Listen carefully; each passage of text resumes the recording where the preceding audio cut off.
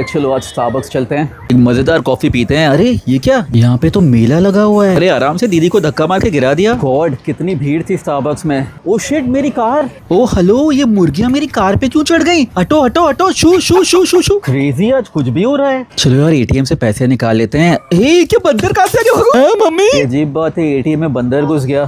खैर अभी एक मीटिंग खत्म करता हूँ और फिर हम दूसरे स्टारबक्स चलते हैं। लिफ्ट मिल जाए जल्दी आज। लेट हो रहा हूँ, जल्दी है। पानी कहाँ से आ गया लिफ्ट में? क्या हो रहा है ये? क्या हो रहा है यार, आज लिफ्ट में इतना पानी भरा है। आज ना कुछ तो गड़बड़ है। होपफुली मीटिंग अच्छी जाए। लगता है क्लाइंट आ गया। भालू, क्या मैंने ये सब कुछ सच में देखा?